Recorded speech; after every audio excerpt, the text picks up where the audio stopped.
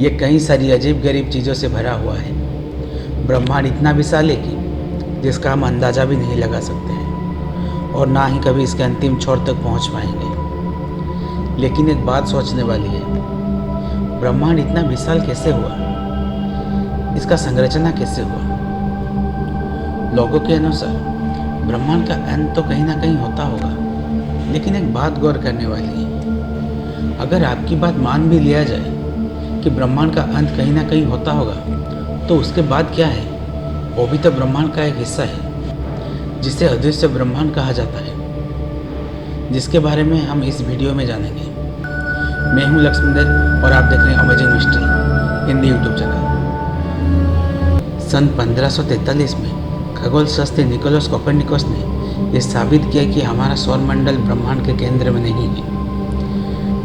सन 1920 में खगोल शास्त्रियों ने अध्ययन किया कि ब्रह्मांड के सारे गैलेक्सी एक दूसरे से दूर होते जा रहे हैं, जिससे ये कहा जाने लगा कि हमारा ब्रह्मांड हमेशा से यहाँ नहीं था, बल्कि वो एक बड़ा सा विस्फोट से पैदा हुआ था। सन 1929 में हुए दौरे में खगोल शास्त्रियों के अनुसार ब्रह्मांड की उत्पत्ति एक बिंदु से शुरू हुआ है, जो धूल और कण से भरा हुआ एक बादल था जो सिकुड़ने लगा, जिस वजह से उसके केंद्र में एक बड़ा सा विस्फोट हुआ, जिसके कारण पूरी ब्रह्मांड का संरचना हुआ।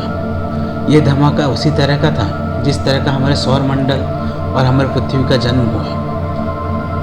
आज के आधुनिक वैज्ञानिकों के अनुसार कोई भी पदार्थ ब्रह्मांड में प्रकाश की गति से नहीं फैल सकता है, पर महाविस्फोट के कारण ब्रह्मांड 15 खरब सालों में करीब 93 खरब प्रकाश वर्ष फैल चुका है। अब आपके मन में ये सवाल जरूर उठ रहा होगा, प्रकाश वर्ष कितना होता है? एक प्रकाश वर्ष यानी हम प्रकाश की गति से एक साल में जितना दूरी तय करते हैं, उसको प्रकाश वर्ष कहा जाता है। लेकिन आज के दौर में इंसान इतना विकसित होने के बावजूद कोई भी इंसान प्रकाश की गति से यात्रा नहीं कर सकता है। इसीलिए सन 1990 में इंसानों द्वारा बनाया गया पहला टेलीस्कोप अंतरिक्ष में छोड़ा गया, जिसका नाम हबल टेलीस्कोप रखा गया था। हबल टेलीस्कोप इंसानों का बनाया गया पहला और सबसे पावरफुल टेलीस्कोप है, जिसके वजह से हमें ये पता चला कि हमारा ब्रह्मांड में 100 बिलियन से ज़्यादा गैलेक्सी मौजूद है। उनमें से ज़्यादातर गैलेक्सी की शक्ल अंडाकृति है और कुछ गैलेक्सी के आकार हमेशा बदलता रहता है। इन 100 बिलियन गैलेक्सी में हमारा आकाशगंगा भी है, जिसका नाम है मंदाकिनी यानी मिल्की वे गैलेक्सी, जिसका आकार देखने में अंडाकार है और यह करीब 1 लाख प्रकाश वर्ष में फैला हुआ है। अगर हम खगोल दूरबीन लेके हमारे आकाशगंगा को देखें तो ऐसा लगेगा जैसे दूध की धारा बह रही है। इसीलिए हमारे गैलेक्सी का नाम मिल्की वे रखा गया है।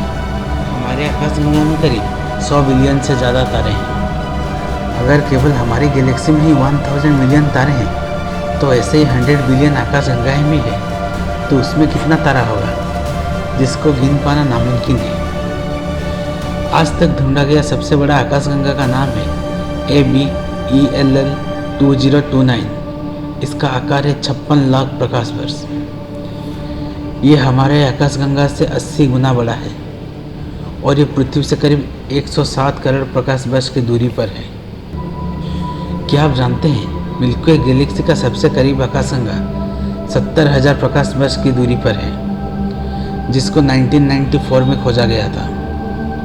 इन सब में एक ऐसा भी आकाशगंगा है जो सबसे चमकदार है, लेकिन ये हर दिशा में दिखाई नहीं देता है। ये बस दक्षिण गोला में दिखाई देता है। ये गैलेक्सी हमसे 1.7 लाख प्रकाश वर्ष की दूरी पर है। अंतरिक्ष में कोई भी वस्तु स्थिर नहीं है, वो परिवर्तनशील है। जैसे पृथ्वी सूरज का परिक्रमा कर रहा है, चांद पृथ्वी का परिक्रमा कर रहा है, और ऐसे ही हमारे सौरमंडल मंदाकिनी आकाशगंगा का परिक्रमा कर रहा है। और हमारा आकाशगंगा सारे गैलेक्सी को लेकर पूरे ब्रह्मांड का परिक्रमा कर रहा है। यहाँ तक वैज्ञानिकों ने अंतरिक्ष में विशाल पानी का स्रोत ढूंढ लिया है।